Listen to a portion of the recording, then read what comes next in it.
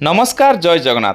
आजिर भिडियोटी अंगनवाड़ी दीदी मानक पई अतीव गुरुत्वपूर्ण कारण आजिर भिडियो आम कथा हवा एई मास नवेम्बर 14 तारिख रे सेमाने शिशु दिवस पालन करने सहित किभली कोटिए हस कार्यक्रम को निज अंगनवाड़ी रे परिचालना करिवे, कौ बाबद को केते खर्च करिवे एवं किभली शिशु मानक सिलेक्शन करिवे एवं तांकु प्राइज डिस्ट्रीब्यूशन करिवे आउ को बाबद को केते पैसा खर्च करिवे से सबू विस्तृत भाव में कथा हवा। तो चलतु प्रथमे जानिबा सरकार को निर्देश कौन रही आउे ताकू किभली आपण माने पालन करिवे से बाबद में कथा हवा। देखंतु ये हूँ से सरकार चिठी जहाँ government of Odisha department of women and child development तरफ आसी जार पत्र संख्या रही 25,964 आउ 11/11/2024 या इश्यू कराई। यह विस्तृत भाव में वर्णना कराई। आप देखिए डिटेल एसओपी अच्छी यह पढ़ाई अनेक समय लगे तथापि जी गोटे वर्कर जानवा दरकार आउ पालन करने जी नॉलेज रहा दरकार से समस्त विषय में जी हो पार जिस्ट आम कथा हाँ। जदि आप संपूर्ण नोटिफिकेशन पढ़ाई चाहते ताहले वीडियो को पोस्ट करके पढ़ी पारे। एठारे आपण मैंने गोटे जिनस मन रखु यही कार्यक्रम दुईटी श्रेणी को नहीं अनुष्ठित हम।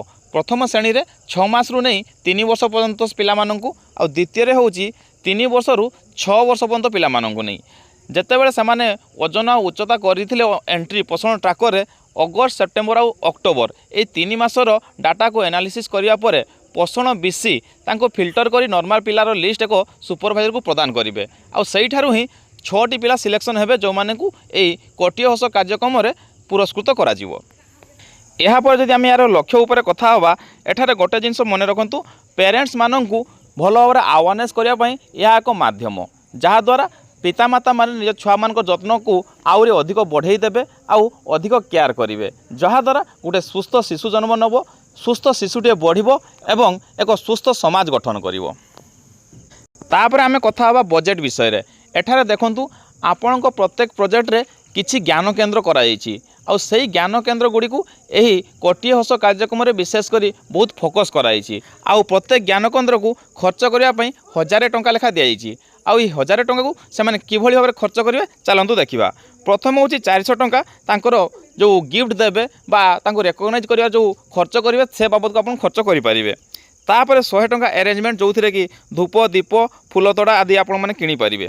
तापर देखंतु आउ जो 500 टंका रहा ता रिफ्रेशमेंट अर्थात जो पार्टिसिपेंट्स माने आसीथिबे सेठारे आपण सेमानंकु टिफिन व्यवस्था पानी व्यवस्था आदि बाबद को यह खर्च करेंगे टोटाल 1000 टंका। एहीपरी भाव में प्रत्येक ज्ञान केन्द्र से 1000 टंका यूटिलाइज करेंगे।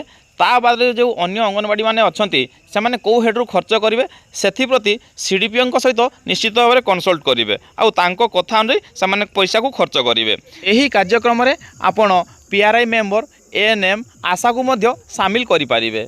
ता छड़ा आपण माने जो कार्यक्रम कहते तार भल फोटो रखी डॉक्यूमेंटेशन करंतु आउ बेसी पोषण एवं सुपरवाइजर को निश्चित भाव में फोटो सबमिट करंतु। समस्त ज्ञान केन्द्र गुड़ी को निश्चित भाव में ऑफिसर विजिट करेंगे से भितर सुपरवाइजर निश्चित भाव में ज्ञान केन्द्र को विजिट करेंगे आउ सीडीपीओ समस्त कार्यक्रम को मॉनिटरिंग करेंगे। आशा करें आप समस्त को इनफॉरमेशन बेस भल लगे। जदि किसी डाउट अच्छी निश्चित भाव में कमेंट पचारतु चेष्टा करी आप समस्त डाउट क्लियर करने आउ यही भली लेटेस्ट अपडेट पाइबा मो चैनल को लाइक एवं सब्सक्राइब कर दिंतु। पुणी देखा आउ गोटे वीडियो रे बहुत शीघ्र। जय जगन्नाथ।